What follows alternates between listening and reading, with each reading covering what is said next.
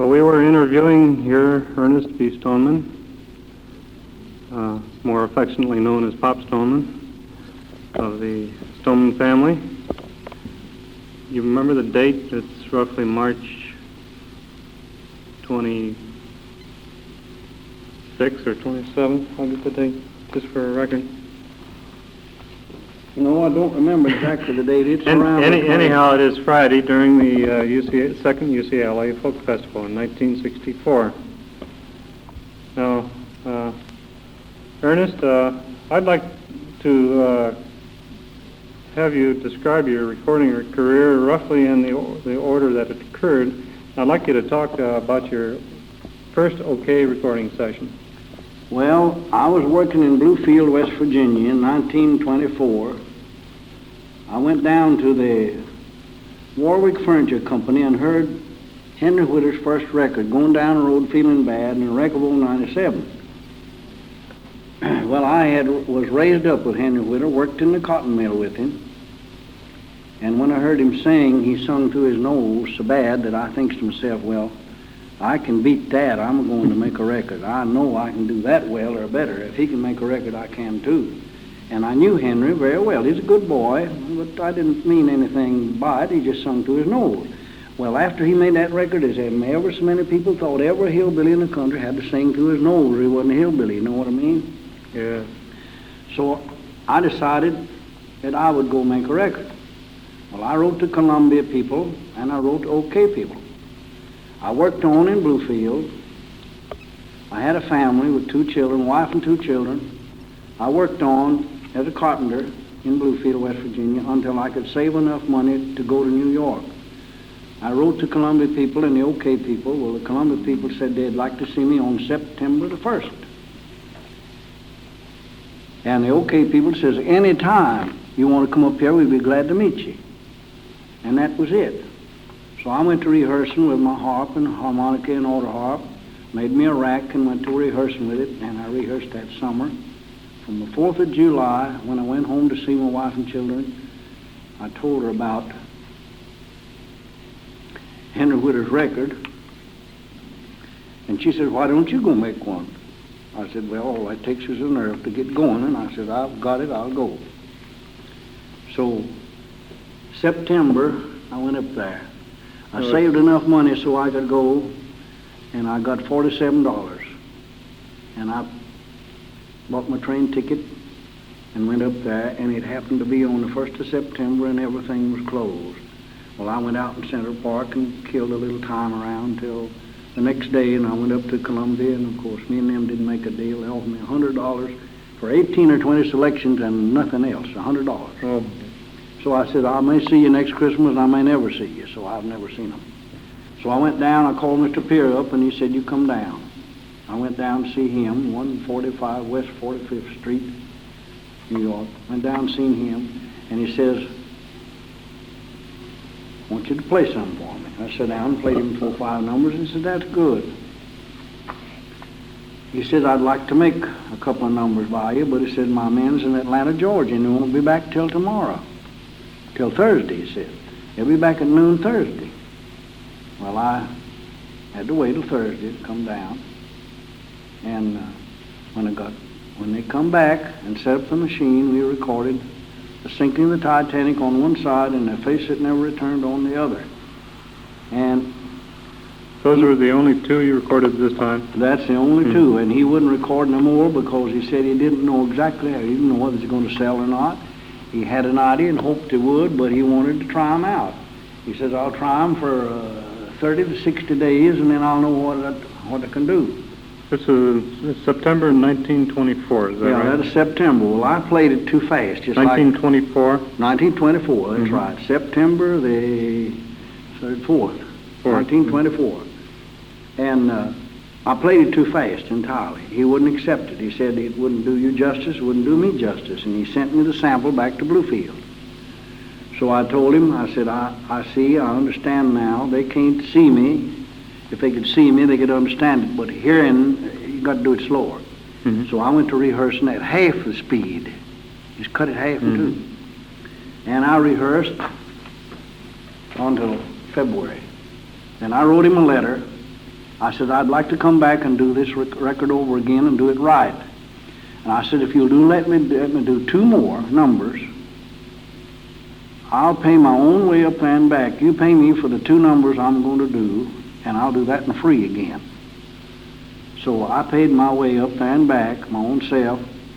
I think the $57 it cost me. I had $7 to come out of my own pocket, and he gave me $50 for the next 2 numbers, which was Long Skinny Link, Sarah Jane, and Me and My Wife. Oh, yes. And he's pleased with them, and he sent me a contract in May for 5 years. Then the next ones I went to Asheville, North Carolina, and recorded Blue Ridge Mountain Blues and others, I believe about 4 numbers. This was roughly, according to my information, was March 20, 1926 that you recorded. This went the 3rd time. The 3rd time, is in the summer. Was in the summer? Yeah, it's bound to have been called Rico Road. Oh, wow, okay. You're probably referring to this one in July 1926. That's right. Okay. That's right. But then I have information here that you recorded for the Edison Company prior to that. Do you recall that? No, I don't. My information may be wrong. I think it's wrong right there. I have 2 car recordings, and the 3rd one for OK was at Asheville, North Carolina, when I done the Blue Ridge Mountain Blues and some other numbers, and he was so pleased with them, and he raised my wages twice. He doubled them. I didn't ask him, he just doubled them to $50. When you say you raised the wages twice, this is how much per record? Well, it was $25 a side at first, and expenses. Mm-hmm. Then after that, it was $50 a side and expenses. Mm-hmm. And I stayed that way as long as I worked for him. But the expenses got greater, I had to go further, travel more, by car. Had to take a bunch with me, and he paid them so much a day, for helping me, and expenses. They got the hotel bill and so much a day. I think each one got $25 a day in hotel bill for helping me put on my numbers, like a fiddler or a banjo picker. Mm-hmm. I had my numbers, but they just had to play with me, you know what I mean, back me up. Sure. Okay. I'd like to go back just again to the first session. That was, the first time you recorded was acoustic recording into a horn. Yeah. For OK. Do you have any, would you like to describe that a little bit? What it was like? They had a machine that, you had a horn, and it had something on the machine kind of like fingers to a glove.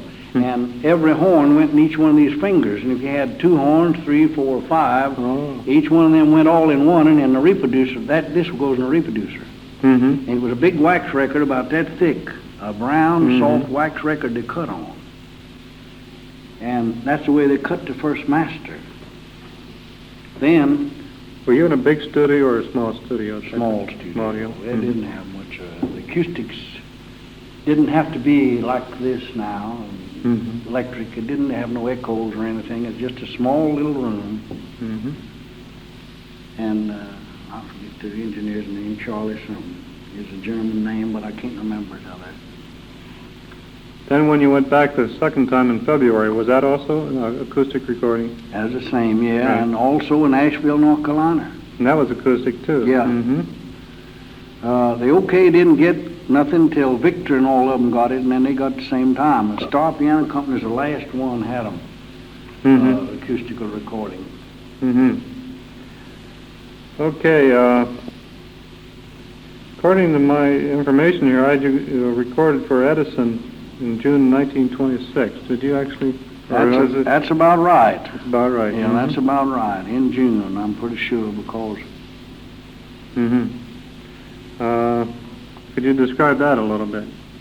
Well, they had the same kind of a machine. Of course, they had a different setup. You sang in a horn, and the machine was in a little partition back, and the horn only stuck through a hole.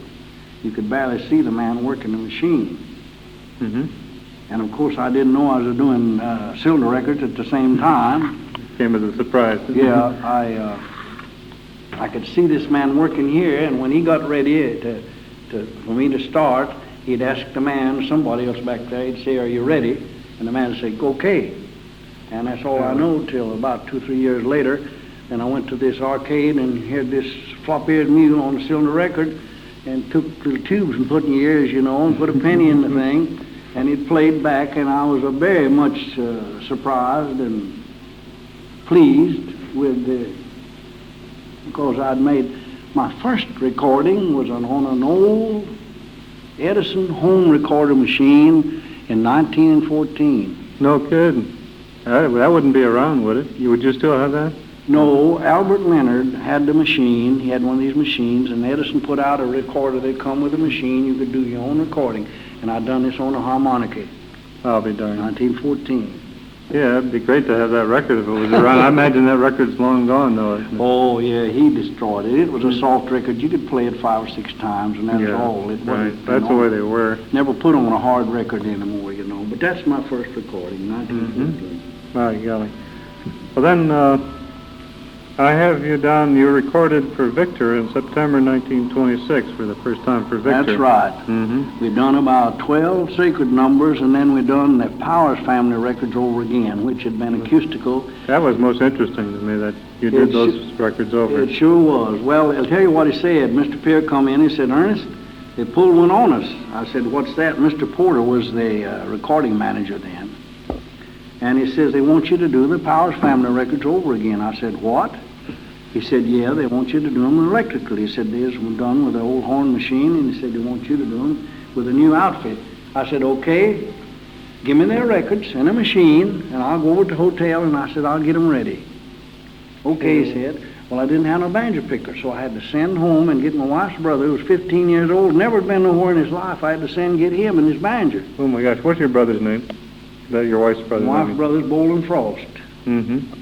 And he was about 15 years old, never been nowhere. I said, in my telegram, when I sent the money for him to come on, I said, you have Dow Leonard to bring him to Radford, Virginia, and put him on 26. Mm-hmm. In care of the conductor, and I'll meet him in West Philadelphia in the morning. I'll be darned. And I had him brought right up there to me. So you and Bolin and Cale Brewer. And Cale Brewer made that first session there. And Irma Frost, that's Bolin's sister, it's my wife's sister, and Walter Mooney and Tom Leonard. Oh, they were. They was already there, but I had to send for the banjo picker. See? I'll be darned. Well, when he come, he didn't have no banjo with him. Mr. Pierce said, "Well, what about this?" He said, "The man didn't bring no banjo." I said, "Listen, you can go over in Philadelphia and borrow one for us." Oh, I said, "Listen to that." So what do you think I am? I said, "You go and tell Mr. Porter we want to borrow a banjo." And he sent over there and got a Keystone Special, $150 banjo. One of the finest you ever seen, and when it come, it had good strings on it. Oh, my God. I had to go downtown and get a steel string. Put on it and go get me another harp, you know. Well, we went over when I got him. At 3 o'clock in the morning when the boy met me. We went over and took this machine, a little Buster Brown machine. Mm-hmm. I listened at them and I wrote them down. I didn't put them like they did. I changed a lot of the words because they know them different from what I did. Mm-hmm. I had to get them together. So I wrote Rider Red and Sugar and the Gourd and Cripple Creek and I don't know how much, and I used part of theirs and part of mine. Mm-hmm. And put them together, and we rehearsed them to Friday, and Friday and Saturday we recorded them. Kelly, that was in September 1926. Yeah, but we was on the floor in the Camden Hotel. We didn't know the Victor Company owned it, but they did. We was stomping, you know. Yeah. And patting our feet. So there's 2 old ladies down below. This is funny. They said, they called the management and they said, they're stomping the roof in on us up there. Well, the man said, called me and he said, what can you do about it? I said, well, you send us some rugs up here and we'll pat our feet on the rugs. We won't disturb them. He told them, he said, the Victor Company, they're working for them and we can't run them out, so they own the hotel. So these 2 old ladies, we didn't disturb them anymore. We got these rugs.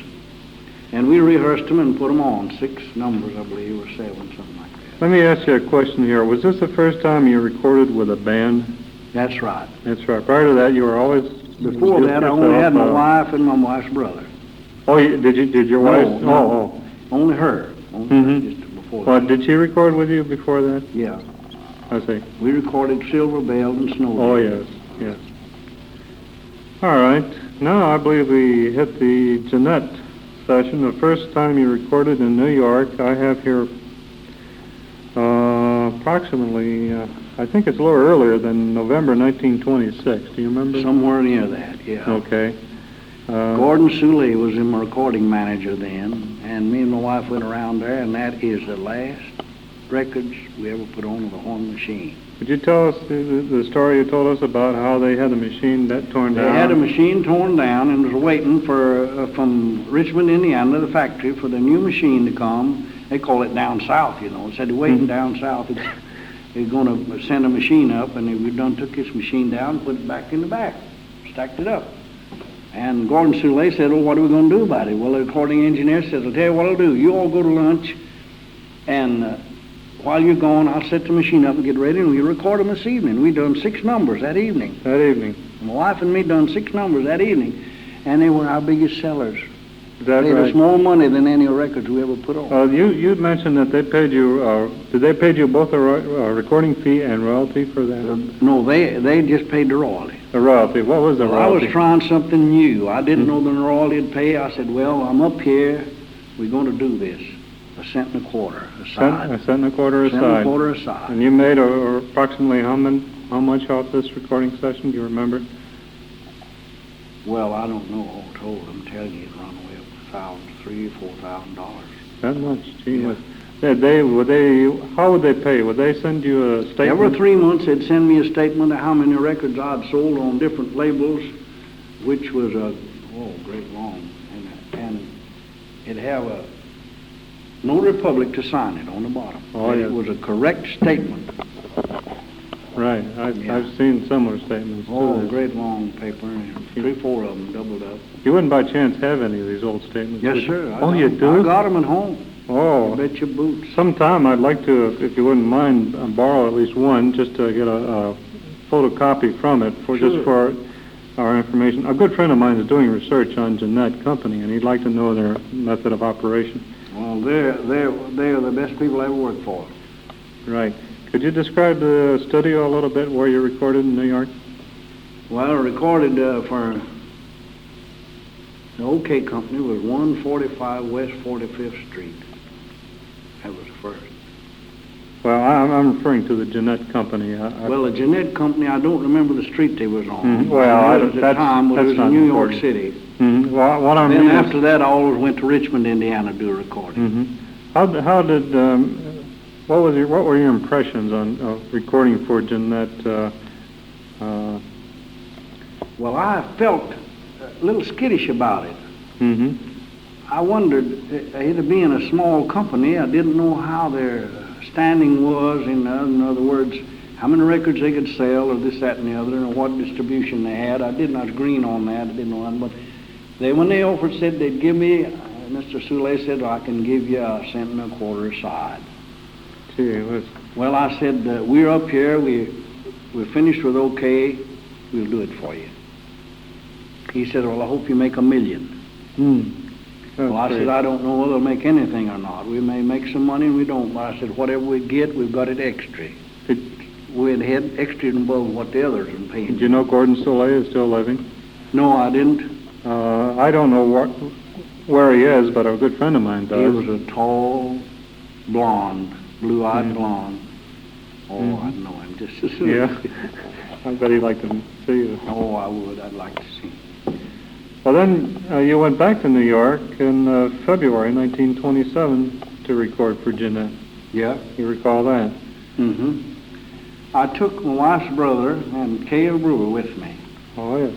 And we went around, and Mr. Brewer was a stubborn character. He wouldn't even play with us. They made him sit way back there, and me and Bowen done the records. Is that right? Do you remember roughly how many records you made this time? I think it's about 10,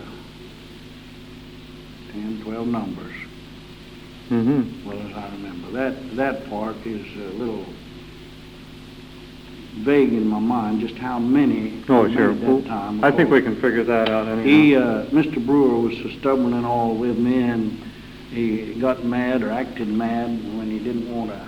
We'd done OK numbers and for Edison with them too. And then he wanted me to pay him more money for this, and I'd paid for the other. And I didn't know what I'd get for this. You know, it was a kind of an experiment with me, and I didn't know what to do it, and he refused to record with us. But me and Bowling Frost put them on. I don't remember what there was. While we're on Jeanette, I'd like to jump down here. In July of 1928, you went to Richmond, Indiana, right? That's right.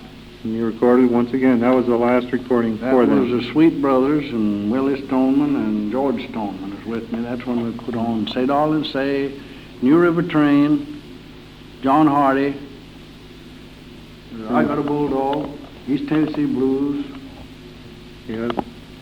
I have some of those. and the Sweet Brothers. Right. Some It of was them- rather Four interesting. numbers they didn't know. Well, the machine broke down on Friday. The governor Oh. broke on a machine. And they had to make a new set of governors. They said, you'll have to stay over Sunday. And we went out to the park and had a big time. We went to the swimming pool. We went down to Sunday school, and we played the Sunday school for 500 young men. We went down 12 miles north on a big ranch, and we played all day Sunday and rehearsed and got 4 more numbers and put them on Monday. Great. New River Train, Ramblin' Reckless Hobo, John Hardy, and another one, I don't remember, but them 4 Great. numbers them boys had never heard before in their lives, they learned them. Gosh, do you remember who you recorded for in Richmond? Who was there at this time? Was it, I don't think Gordon Soleil was there, or was he? No, as Mr. Wiggins. Mr. Wiggins. Mr. Wiggins was a recording manager then. Then later on, another man come in, but his name slipped me.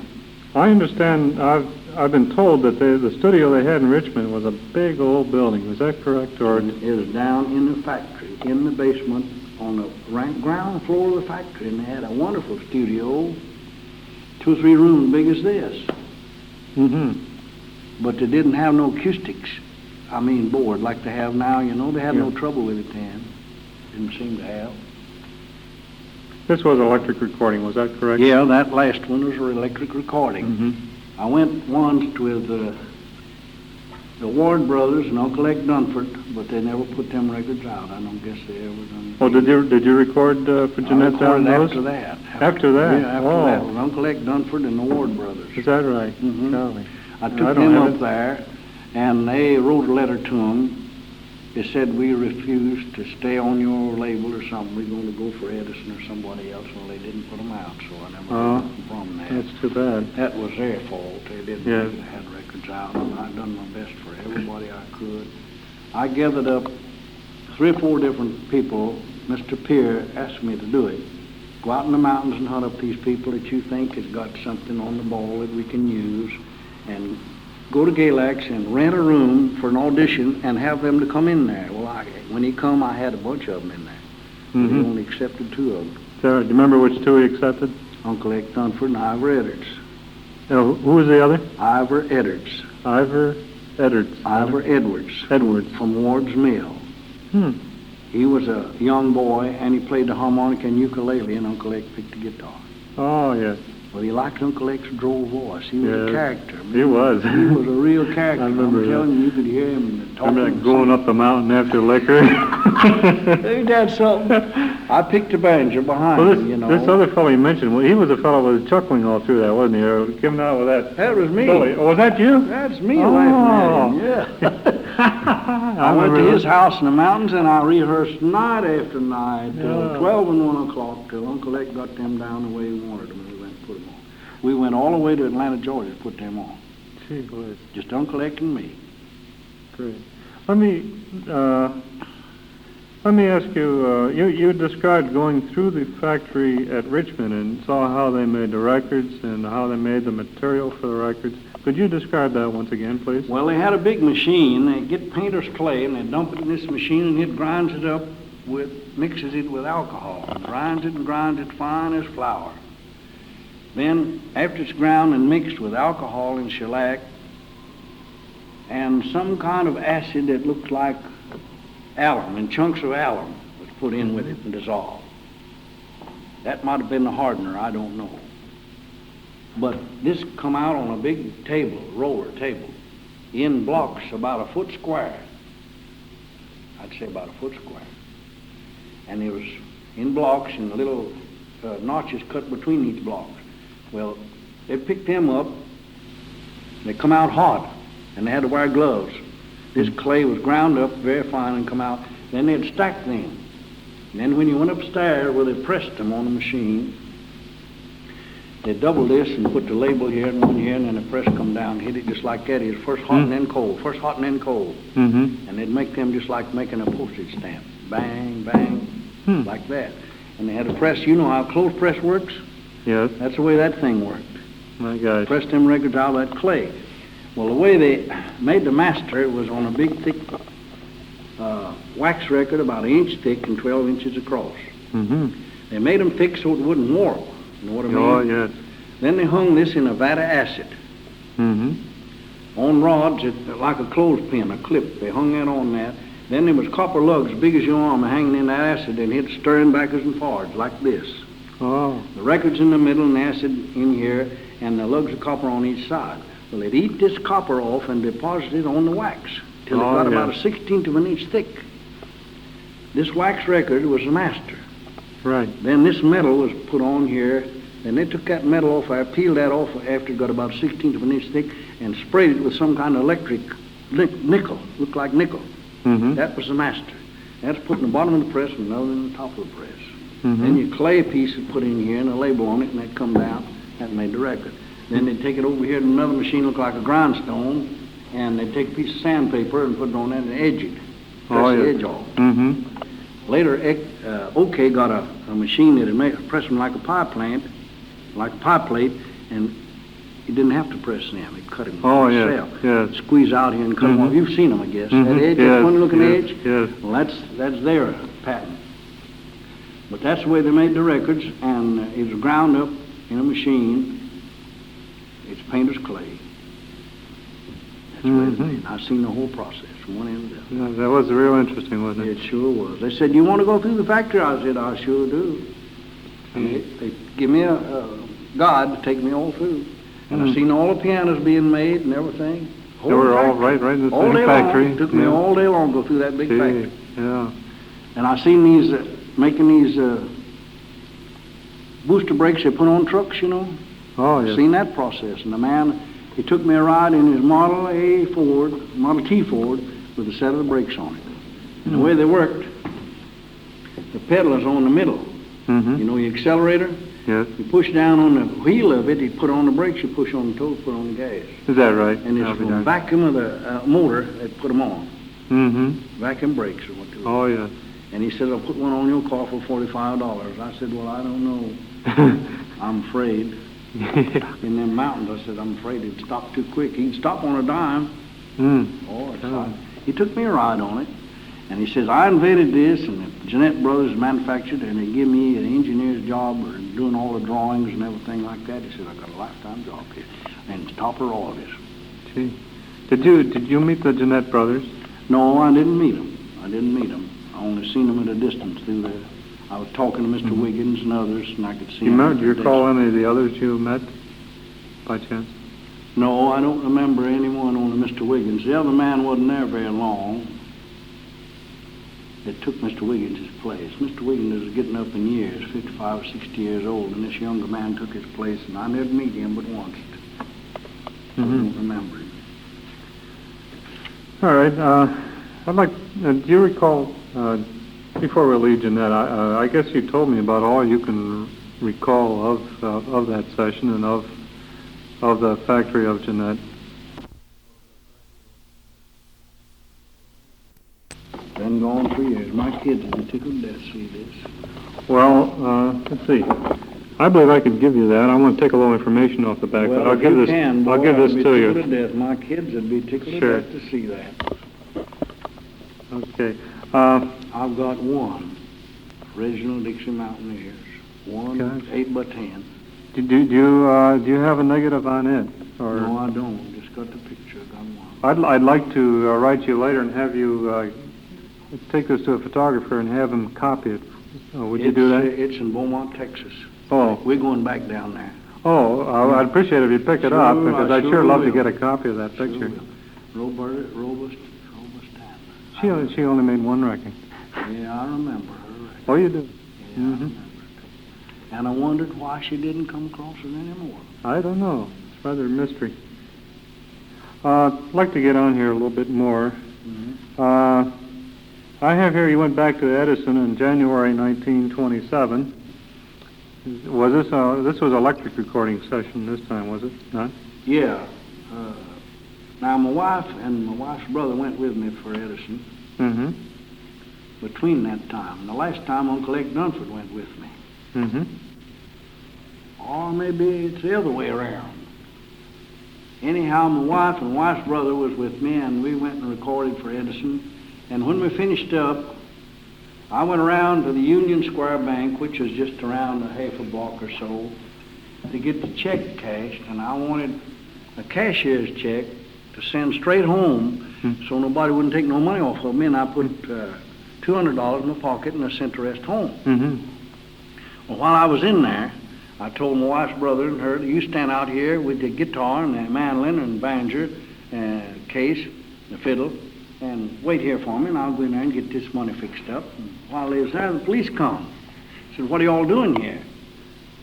Well, they stood guard over them till I went out and asked me what was going on. I said, well, I just went in to get cashier's check fixed off and then recording for Edison.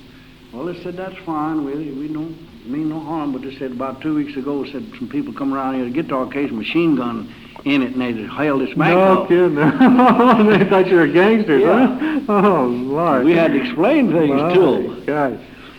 Well, and Uncle Eck and Bolden went with me after that. Well, one time, when they first got their electric outfit, they messed up the whole outfit of records. They paid me for them, and they wrote me a letter, said, it's not your fault, it's our fault. We ruined the records ourselves by not knowing how to handle the machines. They paid me for them, but they never did put them out. Oh, They yeah. ruined them.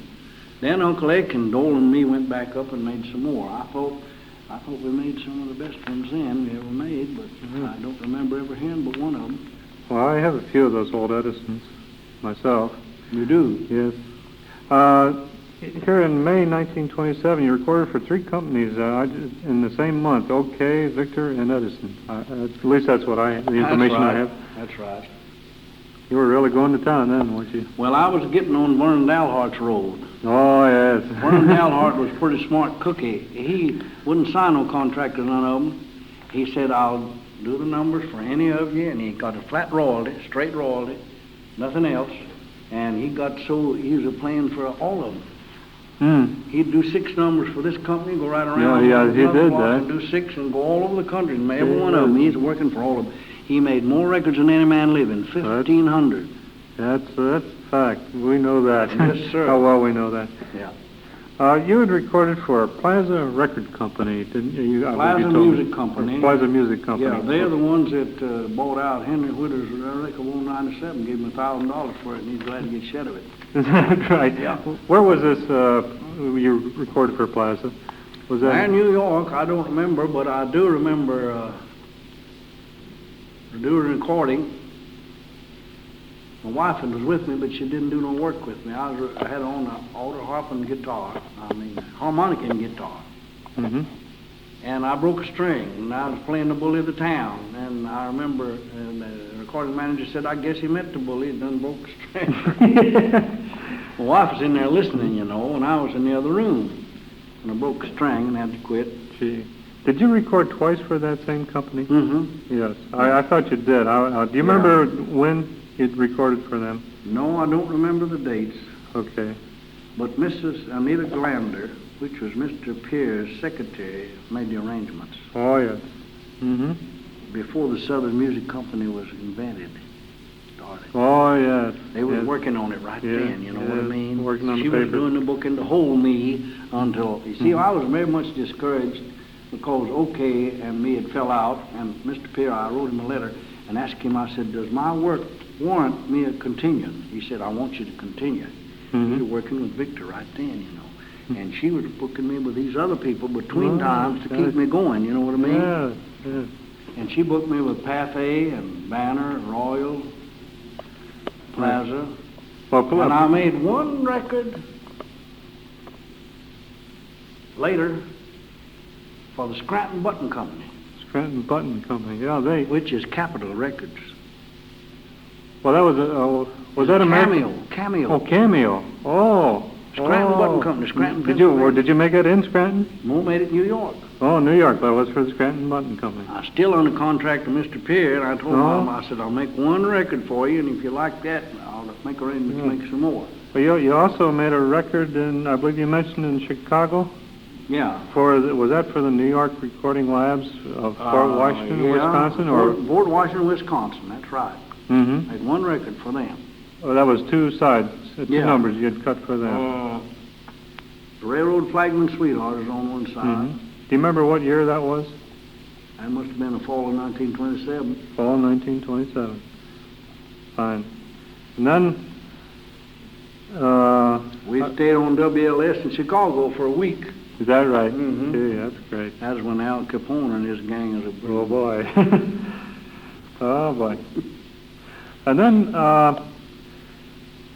there was a period of a number of years, appears to be, well, I guess about 4 years that you did not make any more recordings, right? From about a good many 1928. years I didn't make no recording. Well, you made- After the Depression come along, I didn't do much. You recorded a few sides in 1932, I believe you said, for the American Record Company. Is that correct? That was with you and Eddie Stoneman? Yeah, Yes. that's right. Right. We left Washington and went to New York, and a fellow by the name of O'Connor was the man then. And I must have made him mad, because I was going to go down to talk to Victor, not to make no record for him, but just to see him, you know. And he thought I was going down there, and I know what he said to me. He said, if you go down to the Victor Company, you'll never come back here no more. Yeah. And I was just going down to visit him, you know. Mm-hmm. Wanted to see him. I had worked for him before. We made 19 numbers for them people. Gee whiz. They issued just 3 of your records, one of which I have. Well, what are they? Well, You don't I'll look remember? into it. I believe it's... There it is, right there. 9-pound hammer and broke down section hand is the one I have.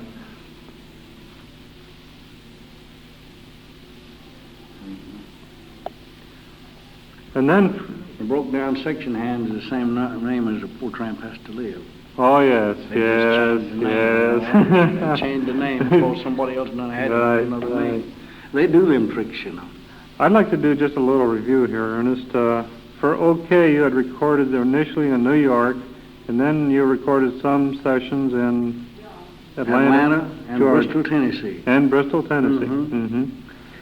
The first one's in New York. The next one was at Asheville, North Carolina. Oh, Asheville, right. Yeah, I'd done 4 numbers at Asheville, North Carolina. And then our next numbers was Atlanta, Georgia. And then the next numbers was Bristol, Tennessee, which was the last we ever done for Victor. Oh, for OK, rather. Victor. Oh, for Victor. Excuse me. I got a cold Oh, yeah. Well, digging in my throat. yeah. Well, let me get this straight. That was for Victor. Then you had recorded Atlanta, Asheville. Yeah, Mr. R.S. Peer was the Mhm. recording man for Victor. But for OK, you had recorded in New York, and then didn't you record some for OK in Atlanta, Georgia? No. Oh, well, they were all New York for OK, Yeah, they were either that or Asheville, North Carolina. or Asheville, North Carolina. Then for Edison, we're all in New York, I Yeah, believe. all in New York on Fifth Avenue, 79 Fifth Avenue, way up on the top of a 24-story building. By the way, when Lindbergh come back, when Bird went to the North Pole, we went up on the roof. I was recording right when he come back. Is that right? Yeah, and we went up on the roof to see the planes come in, and there were dozens of them coming in, you know. Oh, because golly. Bird was coming in. We went out on the roof and quit recording and went out to look at him come in. That's interesting. That's really interesting. Then when Lindbergh went across, I was up there recording, and they told me that the young Lindbergh was going to try to make it, and somebody else, Levi and some, somebody else was going to try to make it. I said, the young man will make it. I come home and son of a gun if he didn't. By golly. Yeah, he was in St. Louis trying to get across then in a homemade plane he'd made up himself. And these other boys was already in New York, and they were going to try to beat him away, but he got away and beat them. I'd like to just review quickly here the record labels that you had records out on were Jeanette, Champion, Silvertone, Supertone, Irwin, Challenge. Then you mentioned, well, of course, there's Edison, OK, Victor. Well, Plaza Music Company put Plaza out had Irwin, Banner, Banner and Herwin and something else. Oriole. And they also had some on Challenge. Mm-hmm. And some other labels. Yeah. And then you mentioned Yeah, you had some on Pathé and then on Cameo. Yeah, Cameo and Pathé. I was just curious, can you recall possibly any And other this labels? is a Paramount that made in Chicago. And Paramount, right, Paramount. right, Just made 2 numbers for them. right. But I never did know whether they put them out or not. I was just kind of curious, from some information we got, for the Jeanette Company, they had some records issued on a label in the 20,000s, and we have no idea what the label is. I just wondered if you recall ever seeing any, no? No, I don't. I don't remember. I'll tell you, they used to send me, the factory samplers was one side. You may have seen some of them. They're about that thick. I got some home now. They'd send me, after we recorded, they'd send me a great big box full about this thick by express. You still have some of those? Yeah. Great. I got that Say Darling Say, and You're Over Train. Oh, you do? They've been played 50,000 times and still play, but they're scratchy. Oh, gee, boy, I wish I were in good shape. I guess you do, too. I got the same thing on Folkways. Oh, yes. Say Darling Say it on Folkways. Oh, yes, yes. And that's where it come off of, right over that record. Mm-hmm. I'll be darned. And, we're almost through. and, what was I started? What was you going to ask me? I forgot now. Oh. Well, we were talking about, again, those old, that you had these old test pressings, I guess they were, from Yeah, I've got Jeanette. the factory pressings. They would send me a bunch of them, and then they would tell me to play them and pick the ones that I thought was the best. Is that right? And they give you... And they give me 1, 2, and 3. all the and they takes. pick the ones that I thought was the best. It says, you know where your mistakes is, and we don't. Well, that's If you interesting. find one of the mistake in it, you mark that with an X and let us know which one is the best. I marked all them records and sent them back, telling them which one to put out. Oh, that's a very Yeah, they interesting... say, you know more about what you're doing than we do. Yeah, that's very interesting to know that they did this. Sure did. Gee, They worked with you real good. I'm telling you. That's Rock great. Piano Company worked with you. Mr. Wiggins was wonderful. Yeah, he said, you mark these ones that you think is the best. It's no mistakes in them, and let us know which one it is, and that's the one we'll put out. And I'd find a mistake. I'm listening real close. I'd find a mistake in one of them every time. Gee. It'd be 2 of them would be good, and then one of them I'd have to cross it out. Gee. Let me ask about the 112-inch record that you put out. How did you arrive at a decision to record that, or how did the company arrive Well, at I'll that tell you, decision? I wanted to record the Wreck on the C&O, and it was an awful long song. It certainly is. And I had the book it was in, and it's too long. Oh my gosh! I had to condense it down and pick the best verses out. It would tell the story the quickest way it could, and it's still 4 minutes. Gosh. So you and told it them. had to be on a 12-inch record. So you told them you couldn't cut it down, and that's when they decided to. I said I can't tell the story. Now I said to them, I said, any song that has a story behind it is going to go to the people's hearts. I said, because they love stories. They love a story of a tragedy of anything, a wreck or something. And I said, if it ain't all there, it ain't no good. And I said, of course, I've cut every one of these verses out that somebody's put in. It's no good. I said, I've cut them down. It just tells the story itself. And it's still too long for two. Well, I said, all right, we'll make a 12-inch record out. Let me ask you, you mentioned getting this song out of a book. Do you recall the book? The Folk Songs of the South. I've got it at home now. There's 850 songs in it. Folk Songs of the South.